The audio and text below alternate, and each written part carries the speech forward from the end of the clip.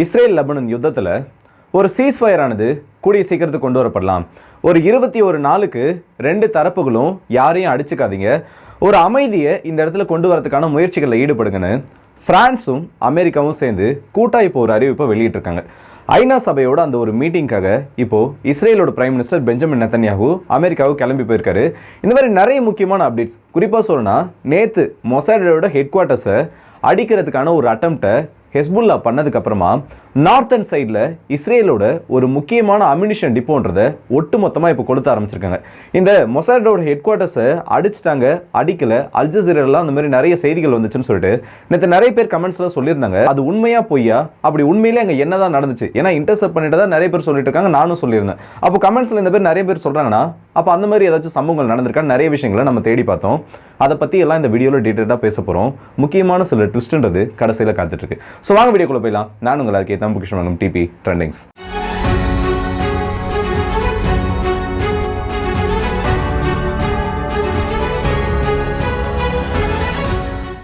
முதல்ல இந்த சீஸ்ஃபயர் டீலை பற்றி நம்ம பேசிடலாம். இப்போ கரண்டாக ஹெஸ்புல்லாவுக்கும் இஸ்ரேலுக்கும் நடுவில் என்ன நடந்துட்டு இருக்கு? ஏன்னா ஒரு 4 நாட்களாக தொடர்ந்து இஸ்ரேலோட அந்த ஏரியல் அட்டாக்ன்றது லெபனானுக்குள்ள பண்ணப்பட்டுட்டு தான் இருக்கு. இன்னும் அவங்களோட அட்டாக்ஸ்ன்றது குறைஞ்சப்படல.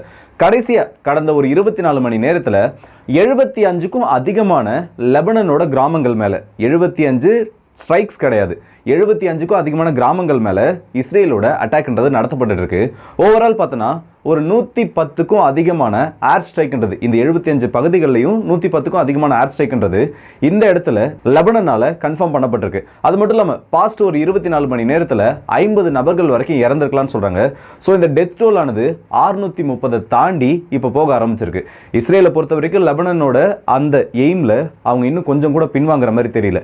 இதுக்கு நடுவில் என்ன ஆகிருக்குன்னா, இந்த ஐநா சபை, அமெரிக்கா, பிரான்ஸ் எல்லாருமே சேர்ந்து ஒரு 21 நாள் இந்த ரெண்டு தரப்புக்கு நடுவில் எந்த ஒரு யுத்தமும் நடக்கக்கூடாது, ரெண்டு பேரும் டெம்பரரியான ஒரு சீஸ்ஃபயருக்கு கொண்டு வாங்க, ரெண்டு பேரும் இந்த இடத்துல அமைதியை கொண்டு வந்தால் மட்டும்தான் காசாவில் அடுத்து என்ன பண்ணுறதுன்றது பார்க்க முடியும். இல்லை உங்கள் ரெண்டு பேருக்கு நடுவில், ஏன்னா காசாவை மையப்படுத்தி தான் இப்போ ஹிஸ்புல்லாவுக்கும் இஸ்ரேலுக்கு நடுவில் இந்த யுத்தமானது போயிட்டு இருக்கு. இதை நம்ம என்ன பண்ணலாம்னு அடுத்தது பேச்சுவார்த்தைகள் மூலமா முடிக்கலாம்.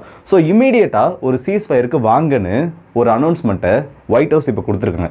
இப்படி கொடுத்ததுக்கு அப்புறமா இது என்ன விதமான தாக்கங்களை ஏற்படுத்தியிருக்கு? ஏன்னா இந்த ரெண்டு தரப்பு தான் முடிவு பண்ணணும் இந்த சீஸ்ஃபயருக்கு ஒத்துக்கிட்டோமா வேணாமான்னு சொல்லிட்டு. இப்போ ஹெஸ்புல்லாவை பொறுத்த வரைக்கும் லெபனானில் இருக்கக்கூடிய கவர்மெண்ட் ஓரியன்ட் மக்கள், இல்லை அரசு படைகளுக்கு ஆதரவாக இருக்கக்கூடிய மக்கள் எல்லாரும் உடனடியாக இந்த சீஸ்ஃபயருக்கு ஹெஸ்புல்லா ஒத்துக்கணும்னு பேச ஆரம்பிச்சிருக்காங்க. அதே டைமில் ஹெஸ்புல்லாவோட ஒரு சில சோர்சஸை பார்த்தோன்னா கூடவே கூடாது, இந்த டைம் நம்ம இந்த சீஸ்ஃபயர் டீலுக்கு ஒத்துக்கிட்டோம்னா திரும்பவும் நம்மள ஒரு பஃபர் ஜோன் கிரியேட் பண்ணி நம்மளை பின்னோக்கி தள்ள பார்ப்பாங்க. இந்த ப்ளூ லைன்னு ஒரு கான்செப்ட் இருக்கு. இந்த ப்ளூ லைன்ன்றது கொஞ்சம் ஞாபகத்தில் வச்சுக்கோங்க, அடுத்தது நான் அதை பற்றி சொல்கிறேன். இந்த ப்ளூ லைனை தாண்டி நம்மளை இன்னும் கொஞ்சம் பின்னோக்கி போக வச்சிருவாங்க. இஸ்ரேலை காசாக்குள்ளே நம்மளால் கண்ட்ரோலே பண்ண முடியாது, நம்ம இந்த இடத்துல சீஸ்ஃபயர் டீலுக்கு ஒத்துக்க கூடாதுன்னு அவங்க ஒரு விஷயத்தை பேச ஆரம்பிச்சிருக்காங்க.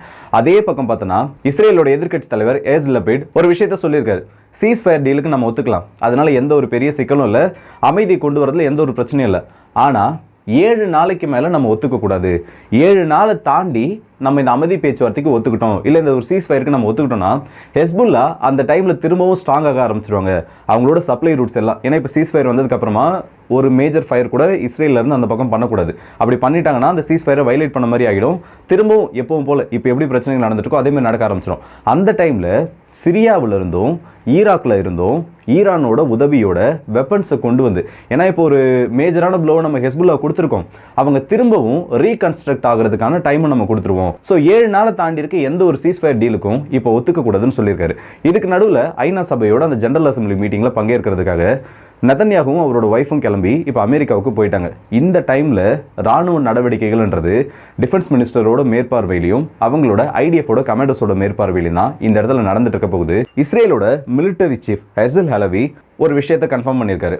இந்த இடத்துல அமைதி பேச்சுவார்த்தையை பற்றி நிறைய பேர் பேசிட்டு இருக்காங்க, ஆனால் எங்களோட ட்ரூப்ஸுக்கு ஹை அலர்ட்ன்றது கொடுக்கப்பட்டுருக்கு, அமைதின்றது வருது, சீஸ்ஃபயர்ன்றது வருது, வரல, அது அடுத்த கட்டமாக இந்த இடத்துல மற்ற நாடுகளோட உதவியோட ஒரு சீஸ்ஃபயர் இந்த இடத்துல வர்றதுக்கு முன்னாடி எந்த அளவுக்கு ப்ளோவை நாங்கள் கொடுக்கணுமோ, இல்லை எந்த அளவுக்கு எங்களோட பார்டர்ஸை செக்யூர் பண்ணுவோமோ அதுக்கு எல்லாத்துக்கும் ப்ரிப்பரேஷன்ஸ்க்கு நாங்கள் தயாராகிட்டோம், எல்லாத்தையும் ப்ரிப்பேரும் பண்ண ஆரம்பிச்சிட்டோம். எங்களோட சோல்ஜர்ஸ் எல்லாருமே இப்போ தயாராக இருக்காங்க. ஒரே ஒரு க்ரீன் சிக்னல் ஆனது கொடுக்கப்பட்டுச்சு, இல்லை இஸ்ரேலோட கவர்மெண்ட் கிட்ட இருந்து நீங்கள் இப்போ லெபனானுக்குள்ளே நுழையலான்னு ஒரு அனௌன்ஸ்மெண்ட் மட்டும் கொடுக்கப்பட்டுச்சுன்னா எங்களோட வார் கிரவுண்ட் வார்ன்றது இந்த இடத்துல ஆரம்பிச்சிடும், நாங்கள் எல்லாத்துக்கும் தயாராக இருக்கணும் ஒரு ஸ்டேட்மெண்ட் சொல்லியிருக்காரு. ஸோ இஸ்ரேல் எல்லாத்தையுமே வெல் ப்ரிப்பேர்ட் அண்ட் வெல் பிளான்டாக இருக்காங்க இந்த இடத்துல ஒரு கிரவுண்ட் ஆஃபென்சிவாக உள்ள லான்ச் பண்ணுறதுக்கு. ஆனால் அதுக்கு நடுவில் வரக்கூடிய சீஸ்ஃபயர்ன்றது இந்த இடத்துல அவங்களுக்கு என்ன வகையில் பலனை கொடுக்க போகுது? ஏன்னா இந்த சீஸ்ஃபயர் வந்துச்சுன்னா அடுத்து ஒரு நெகோசியேஷன் டாக்ஸ் இல்லை அடுத்தது வேறு என்ன பண்ணலாம்னு யோசிக்கிறதுக்கு ஒரு 2 to 3 வாரமாவது ஆகிடும். அந்த 3 வாரத்தில் இந்த 2 தரப்புமே அவங்களை எப்படி ஸ்ட்ராங் பண்ணலான்னு பார்ப்பாங்க. அமெரிக்கா கிட்டேருந்து இஸ்ரேலுக்கு ஷிப்மெண்ட்ஸ் நிறைய வரும். இந்த பக்கம் ஹெஸ்புல்லாவுக்கு இல்லீகல் ரூட்ஸ் மூலமா ஒரு சில ஆயுதங்களானது வரதுக்கும் வாய்ப்பு இருக்குது. அதே டைமில் காசாக்குள்ள ஹமாஸும் ரீக்ரூப் ஆகுறதுன்னு சொல்லிட்டு இது ஒரு ட்ரையாங்கிள் வாராக மாறதுக்கான அந்த ஒரு பாசிபிலிட்டி இப்போ அதிகமாகிட்டு இருக்கு. ஆனால் இந்த சீஸ்ஃபயர் டீலுக்கு இஸ்ரேல் இப்போ ஒத்துக்கிறதா ஒரு சில தகவல்களானது இஸ்ரேலோட ஒரு சில மீடியாஸால் ரிப்போர்ட் பண்ணப்படுது. ஆனால் இதை நம்புறதா வேணாமான்றது தெரியல. ஏன்னா ஒரு சில மீடியாஸில் கவர்மெண்ட்டோட அஃபிஷியல்ஸ்க்கு நடுவில் இந்த க்ரீன் சிக்னல் கொடுத்துருக்கதா சொல்லியிருக்காங்க. சில பேர் என்ன சொல்கிறாங்கன்னா, இல்லை இது எல்லாமே சில அன்கன்ஃபார்ம்டு ரிப்போர்ட்ஸாக தான் வந்துட்டுருக்கு. இஸ்ரேலை பொறுத்த வரைக்கும் இப்போ ஒரு சீஸ்ஃபயருக்கு ஒத்துக்க மாட்டாங்கன்னா அந்த மாதிரி ஒரு சில விஷயங்கள் வந்துட்டுருக்கு. ஸோ இன்னும் இன்னைக்கு ஈவினிங்குள்ளே தெரிஞ்சிடும் இவங்க இந்த சீஸ்ஃபயர் டீலுக்கு ஒத்துக்கிற மாதிரி ஏதாச்சும் பண்ணுறாங்களா இல்லையான்னுட்டு.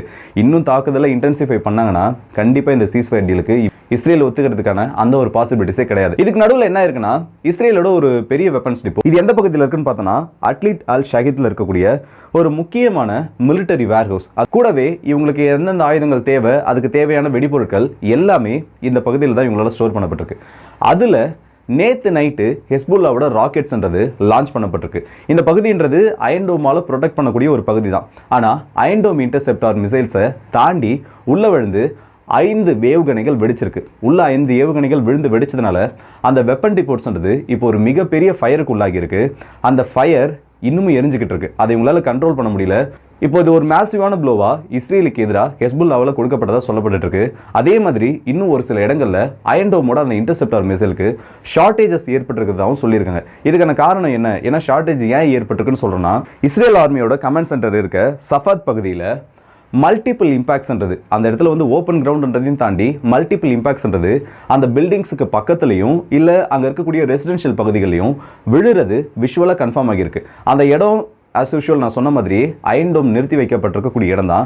இதுக்கு முன்னாடி நேற்று கூட நடத்தப்பட்ட அட்டாக்ல இந்த இடங்கள்லேருந்து அயன்டோம் இன்டர்செப்டார்ஸ்ன்றது ஆக்டிவ் பண்ணப்பட்டுச்சு. ஆனால் இப்போ உள்ள ராக்கெட்ஸ் இம்பாக்ட் ஆகிறப்போ அயன்டோம் இன்டர்செப்டார் சைரன்ஸ் அடிக்குதே தவிர அந்த மிசைல்ஸ் இன்டர்செப்டார் மிசைல்ஸ்ன்றது ஃபயர் பண்ணப்படாதப்போ இந்த இடத்துல அந்த ஷார்டேஜ் பற்றாக்குறை ஏற்பட்டிருக்கிறதுக்கான அந்த வாய்ப்புகள் இருக்குன்ற அந்த ஒரு கேள்வியையும் இந்த இடத்துல அதிகமாகிருக்கு. ஸோ இதுதான் இப்போதைக்கு லெபனனுக்கும் இஸ்ரேலுக்கும் நடுவில் நடந்துகிட்டு இருக்கு. இப்போ நான் முதல்ல சொன்னல அந்த அல் ஜஸீரா விஷயம், அதுக்கு வருவோம். நேற்று போட்ட வீடியோவில், நேற்று நைட்டு போட்ட வீடியோவில் நிறைய பேர் கமெண்ட்ஸில் சொல்லியிருந்தாங்க, ஏன்பா மொசாடோட ஹெட் குவார்ட்டர்ஸை அடிக்க ட்ரை பண்ணாங்க ஆனால் இஸ்ரேல் அதை டிஃபெண்ட் பண்ணிட்டாங்கன்னு சொல்கிறேன்.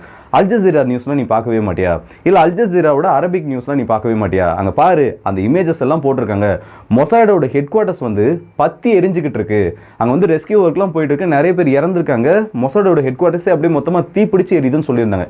அதை பார்த்ததே எனக்கு என்ன ஆயிடுச்சுன்னா, ஒரு நிமிஷம் நான் ஆரம்பத்தில் அதை பெருசாக எடுத்துக்கல, ஆனால் லைனாக எப்படி பார்த்தாலும் ஒரு 50 பேராவது சொல்லியிருப்பாங்க இதே மாதிரி மொசாடோட ஹெட் குவார்ட்டர்ஸை அடிச்சிட்டாங்கன்னு சொல்லிட்டு.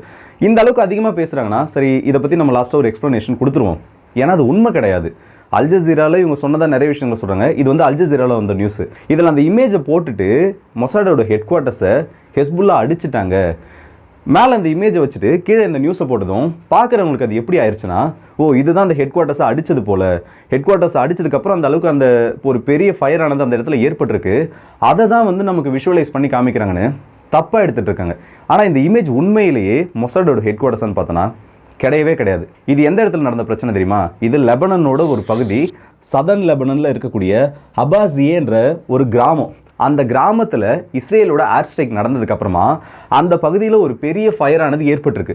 அந்த ஃபயர் ஏற்பட்டதுக்கப்புறமா அங்கே லெபனனோட ரெஸ்கியூ ஏஜென்சியும் லெபனனில் இருக்க நிறைய இன்டர்நேஷ்னல் ரெஸ்கியூ ஒர்க்கர்ஸும் சேர்ந்து அந்த பகுதிகளுக்கு போய் மீட்பு பணியில் ஈடுபட்டிருக்காங்க. இப்போ நீங்கள் இந்த இமேஜில் பார்க்குறீங்களா, இந்த 2 பேர் பின்னாடி ஏதோ ஃபயர் ஏறின மாதிரி, இது லெபனனில் எடுக்கப்பட்டது. அல் ஜஸீரா இந்த இமேஜை மேலே போட்டு எல்லார்கிட்டையும் இது மொசாடு அடிச்சிட்டது மாதிரி காமிக்கணும், மொசாடோட ஹெட் குவார்ட்டர்ஸை அடிச்சிட்ட மாதிரி காமிக்கணுன்றதுக்காக அதை ஜஸ்ட்டு அந்த இடத்துல ஒரு விஷுவலாக வச்சுருக்காங்க. கீழே நீங்கள் அல் ஜஸீராவோட அந்த நியூஸில் பார்த்தோன்னா சைடில் ஏஎஃப்பின்னு போட்டுருவாங்க. இது ஃப்ரான்ஸோட ஒரு நியூஸ் ஏஜென்சி. அந்த நியூஸ் ஏஜென்சியோட இமேஜை எடுத்து இவங்க இப்போ நடந்திருக்க நியூஸ் கூட ரிலேட் பண்ணி போட்டிருக்காங்க. ஏன்னா 25ஆம் தேதி காலையில் தான் இப்படி ஒரு மிசைல் அட்டாக்கே இந்த இடத்துல நடத்தப்பட்டு இன்டர்செப்ட் பண்ணப்பட்டிருக்கு. ஆனால் ஆக்சுவலாக இந்த நியூஸ் வந்தது எப்போ தெரியுமா? நல்லா பாருங்கள், செப்டம்பர் 24ஆம் தேதி நைட்டு 9 மணிக்கெல்லாம் லெபனனோட வில்லேஜில் நடத்தப்பட்ட இந்த அட்டாக் ஆனது பல மீடியாஸில் இதே இமேஜோட வெளியாக ஆரம்பிச்சிருச்சு. ஸோ இந்த இடத்துல அல் ஜசீரா காட்டின செய்திகள் உண்மை கிடையாது. அவங்க வந்து வேற ஒரு இமேஜ் எடுத்து வச்சு அதை இது கூட மர்ஜ் பண்ணுற மாதிரி இல்லை அதை இது கூட இணைக்கிற மாதிரி ஒரு செய்தியை தலைப்போடு போட்டதுனால அது நிறைய பேருக்கு வந்து புரியாமல் போயிருக்கலாம். ஸோ நான் சொல்கிற விஷயங்களை நான் திரும்பவும் தெளிவாக சொல்லிடுறேன். அல் ஜசீரா அந்த மாதிரி ஒரு சில ஊடகங்களானது நிறைய விஷயங்களை காட்டுவாங்க. அதுக்குன்னு அது எல்லாமே உண்மையாக இருக்கணும், அதில் சொல்கிறது அவங்க காமிக்கிற விஷுவல்ஸ் எல்லாமே அந்த இடத்துல நடக்குமான்னு பார்த்தீங்கன்னா கண்டிப்பாக நிறைய விஷயங்கள் அதில் மிஸ்மேட்ச் ஆகிறதுக்கான பாசிபிலிட்டிஸ் இருக்குது. ஏன்னா இப்போ அல் ஜசீராவால் உள்ளே போயிட்டு நியூஸ் அவங்களால கலெக்ட் பண்ண முடியாது. ஒரு 40 நாளுக்கும் அதிகமாக வந்து அவங்கள மொத்தமாக ஷட் டவுன் பண்ணி வச்சிருக்காங்க. வெஸ்ட் பேங்க்ல இருந்தோ இல்லை இஸ்ரேலுக்குள்ளேயே அவங்களால போய் நுழைய முடியாது. இந்த டைமில் அவங்களோட வியூவர்ஷிப்காகவும் இந்த மாதிரி ஒரு சிலர் வந்து அந்த நியூஸ் அதிகமாக ரிப்பீட்டடாக பார்க்கணுன்றதுக்காகவும் இந்த மாதிரி வேற ஒரு செய்தி கூட இதை சேர்த்து வச்சு இப்போ வெளியில் சொல்லிட்டு இருக்காங்க. இதில் நிறைய பேர் வந்து இந்த இமேஜையும் இந்த நியூஸையும் பார்த்துட்டு இல்லை ப்ரோ மொசாடோட ஹெட் குவார்ட்டர்ஸ் அடிச்சிட்டாங்கன்னு சொல்கிறது தான் ரொம்ப மிஸ்மேட்ச் ஆகிற மாதிரி இருக்குது. உண்மை கிடையாது. இந்த இடத்துல நிறைய பேர் வந்து இங்கே பாருங்கள் ப்ரோ அல் ஜசீரா நியூஸ் எல்லாம் நீங்கள் கொஞ்சம் பாருங்கள், அல் ஜசீராலாம் இதெல்லாம் சொல்கிறாங்க, இதெல்லாம் ஏன் பேச மாட்டேங்கன்னு சொல்லிட்டு அவன் சொல்லியிருக்கிறது பொய்யான விஷயம். அதை நம்மளால் பேச முடியாது. ஏன்னா மொசாடோட ஹெட் குவார்ட்டர்ஸ் மேலே நேற்று அட்டாக் நடந்திருக்கு. ஏன்னா வெஸ்டர்ன் மீடியாஸில் வெளியே வராத ஒரு சில விஷயங்களையும் நிறைய மீடியாஸில் பாப்புலராக சொல்லப்படாத விஷயங்களையும் நான் அவங்ககிட்ட சொல்லிக்கிட்டு இருக்கேன். இதெல்லாம் வந்து அங்கே கிரவுண்டில் நடந்துட்டு இருக்க விஷயங்கள்னு சொல்லிட்டு. ஆனால் வேற ஒரு இடத்துல நடந்த பிரச்சனையை தூக்கி போட்டு இந்த மாதிரி ஹெட்லைன்ஸை போட்டு அல் ஜசீரா காமிக்கிறது ஒரு உண்மையான விஷயம் கிடையாது. அதை நம்ம கன்சிடரும் பண்ண முடியாது. அதுக்கான ப்ரூஃபையும் நான் உங்ககிட்ட கொடுத்துட்டேன். 25ஆம் தேதி காலையில் நடந்த விஷயமா அல் ஜசீராவால் சொல்லப்பட்டது. இந்த இடத்துல 24ஆம் தேதியே நடந்துருச்சு. அதுக்கான இமேஜும் நீங்கள் பார்த்துட்டீங்க. ஸோ இந்த மாதிரி ஒரு சில செய்தி ஊடகங்களில் வர விஷயங்களை அதை பார்த்ததும் அந்த இமேஜில் என்ன போட்டிருக்காங்க, ஏன்னா இவங்களாம் பெருசாக என்ன தெரியுமா பண்ணுவாங்க, மேலே இந்த இமேஜை போட்டுட்டு கீழே ஃபைல்ஸ் ஃபார் ரெப்ரசன்டேஷன் இல்லை இமேஜ் ஃபார் ரெப்ரசன்டேஷன் போட்டு இது வந்து சும்மா நாங்கள் காமிக்கிறதுக்காக வச்சிருக்கோம்னு சொல்லியிருப்பாங்க. அது ரொம்ப சின்னதாக தான் வச்சிருப்பாங்க. அதை நீங்கள் வந்து யாருமே கவனிச்சிருக்க மாட்டீங்க. ஸோ இதில் இந்த மாதிரி ஒரு சில பிரச்சனைகள் இருக்குது. அதையெல்லாம் பார்த்துட்டு அந்த செய்தி உண்மையான்றதை நம்புங்க. இப்போ அதே அல் ஜசீராவோட இன்னொரு நியூஸை நான் காமிக்கிட்டோமா, இதை நீங்கள் நல்லா பாருங்கள். 11 நிமிஷத்துக்கு முன்னாடி தெரியுதா, நான் அந்த வீடியோ பேசிகிட்டு இருக்கப்போ 11 நிமிஷத்துக்கு முன்னாடி அதே அல் ஜசீரா வெளியிட்ட ஒரு செய்தி. இந்த வீடியோ நான் பேசி அது ரெடியாகி வெளியே வரதுக்கு எப்படி ஒரு 4 மணி நேரத்துக்கு கிட்ட ஆகிடும். ஒரு 4 மணி நேரத்துக்கு முன்னாடி பேசின செய்தினே வச்சுக்கோங்களேன். அதில் என்ன சொல்லியிருக்காங்க தெரியுதா, நீங்கள் சொன்ன அதே அல் ஜசீரா நல்லா பாருங்க. The missile intercepted by Israel David Sling air defense system before it reached the intended target. புரியுதா என்ன சொல்லியிருக்காங்கன்னு? அதோட டார்கெட்டை போய் ரீச் பண்ணுறதுக்கு முன்னாடி இஸ்ரேலோட air defence system David Sling அதை இன்டர்செப்ட் பண்ணிருச்சுன்னு சொல்லியிருக்காங்க. ஸோ அவங்க நேற்று காட்டின செய்தின்றது அவங்க காமிச்ச இமேஜ் வேற, கீழே போட்டிருந்த நியூஸ் வேற. நீங்கள் அதை பார்த்துட்டு வந்து என்கிட்ட சண்டை போடுறீங்க, அவங்க செய்தி நீ பார்க்கல இல்லை இந்த விஷயங்களை நீ மறைக்கிறேன்னு என்கிட்ட வந்து கேட்குறீங்கன்றதுக்காக நான் இதை சொல்லலை. அவங்க காமிச்ச நியூஸ் ஆனது, காமிச்ச இமேஜ் வேற, நியூஸ் வேறன்றதை நான் இந்த இடத்துல திரும்பவும் புரிய வைக்கிறேன். அந்த உண்மையான நியூஸ் என்னன்றதை அவங்க சொன்னதையும் நான் திரும்ப உங்ககிட்ட சொல்லியிருக்கேன். ஸோ இந்த வீடியோ பற்றி உங்களோட கருத்துக்களை கமெண்ட் செக்ஷனில் சொல்லுங்கள். இதில் நிறைய விஷயங்கள் நம்ம பேசியிருக்கோம். இதை பற்றி நீங்கள் என்ன நினைக்கிறீங்கன்றதை மறக்காமல் கமெண்ட்ஸில் சொல்லுங்கள். ஏன்னா கமெண்ட்ஸ்ன்றது நீங்கள் பண்ணுறப்ப தான் நீங்கள் என்ன நினைக்கிறீங்கன்றது எனக்கும் தெரியும். இல்லை உங்களோட பாயிண்ட் ஆஃப் வியூவில் நீங்கள் இதை எப்படி பார்க்குறீங்கிறது எனக்கு தெரியும். ஸோ கமெண்ட்ஸ் நிறைய பண்ணுங்கள். இந்த வீடியோ உங்களோட ஃப்ரெண்ட்ஸ் அண்ட் ஃபேமிலிக்கு ஷேர் பண்ணுங்கள். காலையிலேயும் ஒரு வீடியோ போட்டிருந்தோம், அதையும் நிறைய பேர் பார்த்துட்டு வந்து நல்லா இருக்குன்னு சொல்லியிருந்தீங்க. அந்த வீடியோ உங்களோட ஃப்ரெண்ட்ஸ் அண்ட் ஃபேமிலிக்கு ஷேர் பண்ணுங்கள். ஸோ அடுத்த வீடியோ சந்திப்போம். அதுவரை உங்கள் விடுபடுது உங்கள் எல்லாருக்கும்.